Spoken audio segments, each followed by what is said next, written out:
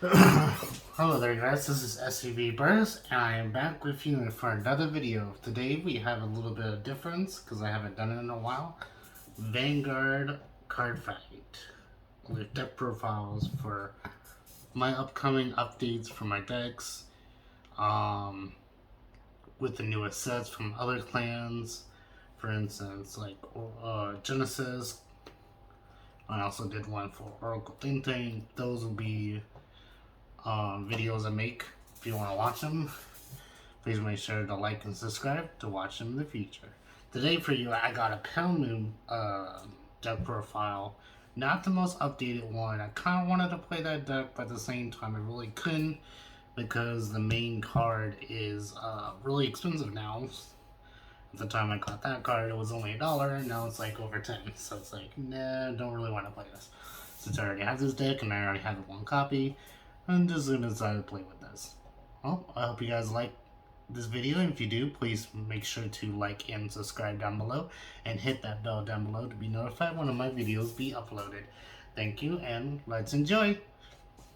For starter, just, the normal starter, going second, you get a quick shield.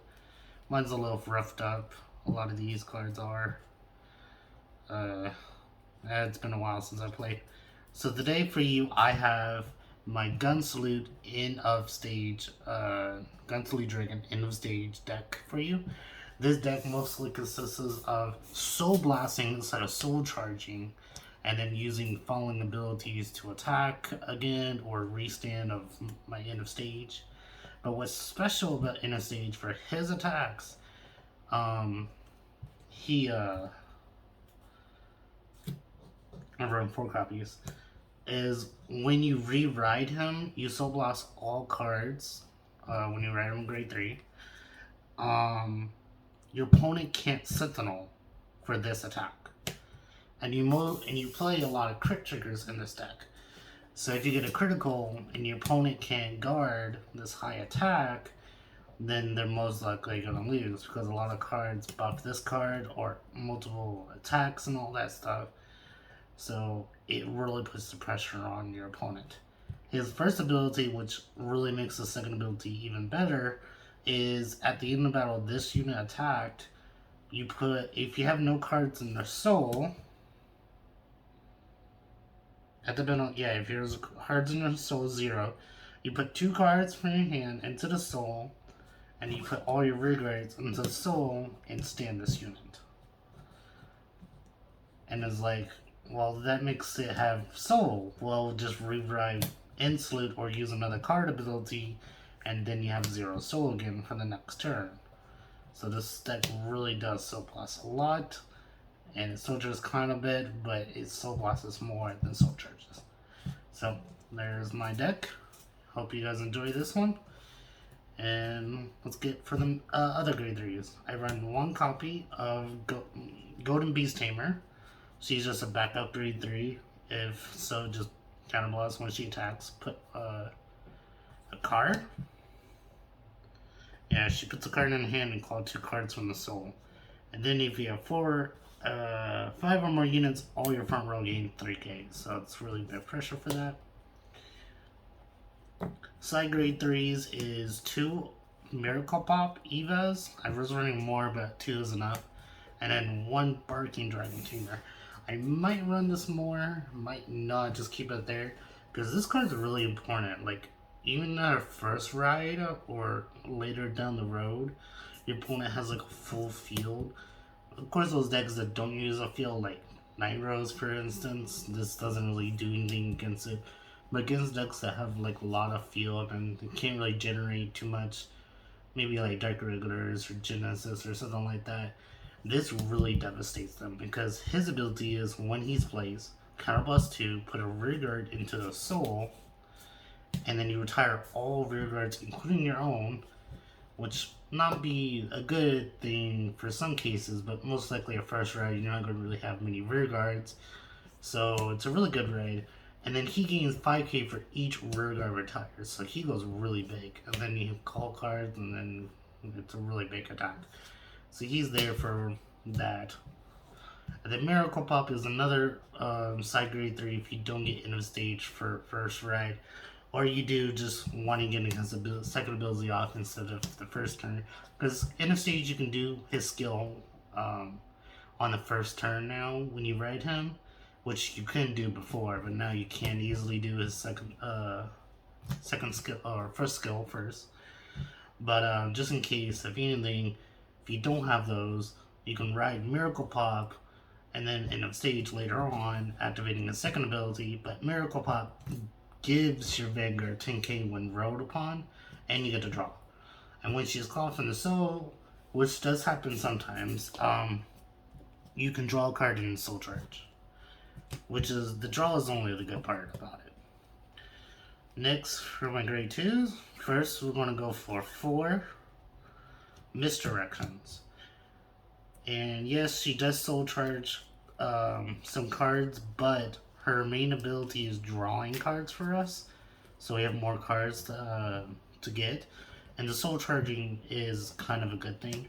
So when she's placed on Vanguard or Rearguard, you count plus 1, put a Rearguard into the Soul like the grade 3 Barking Dragon. And then you draw 2 cards, and then you put a card into the Soul. Yes, I wish they didn't have where you put a card into the Soul, because you're already putting a Rearguard in the Soul. But I mean, I guess they just didn't want it to overpower, because this is when Pale Moon first started out with this set. This was the very first set when Pale Moon came out in V-Set series. So I guess they didn't really want it too overpowered at the time, and it also creates more cards that you want in the Soul, so I guess that's also a good thing for some other decks. But mostly just the draw and a little bit of extra Soul Charge is good for us. So I play that at 4 of. And then I play, our next cards are really important for the multi-attacking and stuff. And first of all, it's Double Head Unicorn. Double Head Unicorn, and I'll just spread out the other cards that all do the same abilities. This one's a little bit different, but they all do the same thing, mostly multi-attacking and powering up. So first we have Double Head Unicorn. When he's put from the rear into a soul, you count plus 1, call a card from the hand, say for instance Leopard, and then it gains 5k. And then Leopard skill is when it's placed, so just like from that, you soul blast all your cards if you have 1 or more cards in a soul, and then it gains 15k. So that's really good for powering up your rear guards if you're in trouble with power. And then Foresight Esper, which is the most important grade 2. This is elite. You have to have this card every turn if you want make multi-attacks and big plays at the same time, because she does the same thing as both of these cards in 1 card. When she's put into the rear from the soul, from rear to the soul, just like Double Head Unicorn, you use basically Libra skill. If you have 1 or more other cards in the soul, you soul blast all of the cards, and you can call her back to the rear, and she gains 15. So, yeah, this card is the most important card. She is a VIP. You definitely need her at least one. At least mostly 1, because most of the time you can't really activate this skill more than 1. Because to activate 1, you can't activate the other because the other one's so blasted, so it doesn't really work. But one enough in your soul or in your rear is already good enough, so definitely need that. Those are my grade 2s. Grade 1s all help with the deck. And one of them is like Esper, and then that's it. And then it's Tempest Foresight, another Double Head Unicorn copy, and another drop and draw card, which is Brass Money. Brass Money is a good first target ride, just to discard the Quick Shield or any card, just to draw. That's all it's used there, is to filter her hand. Purple Trapeces, same thing as Double Head Unicorn. When she's put in the soul from rear, you still blast Triple Trapeces, which can be itself, and you call a card from the soul. So that's in cases like you can do for Miracle Pop Ava. And then Tempting Hoopster. She's basically kind of like the same as Esper. Not Esper, Leaner. Leaner. Sorry. When she's placed, if you have one or more cards on the stove, one of your vanguards, you still plus all cards, and one of your vanguards get 10k. This is a really good card for when you first ride in the stage, because you can easily dump out your soul. So this card, if you ride in the stage first, this is the most important card in the deck. Other than that, it's all there. Other than that, Esper is the most important card after that. But yeah, his ability just to give 10k to the Vanguard when it's already going to be big enough from triggers or whatever is really good. So there's the grade 1s. And from you can guess from my triggers, it is definitely 4, 8, 12 crits. Not 12, 12 crits and 4 heals. I would go 16 crits sometimes, but the extra heal is just good enough for survivability some games, because your opponent rushes you down or something. But other than that, you really want to draw your crits as much as possible because of end of his stand ability. Well, there you go, guys. That is it for the deck profile. Hope you guys enjoyed that. And if you did, please make sure to like and subscribe down below. And tell me what you thought about this deck. If I need any improvements or not. I may make some. I might not really, because this deck is pretty old right about now. So it might not be up to against the current format. But I just wanted you guys to enjoy one of my old deck profiles for this deck.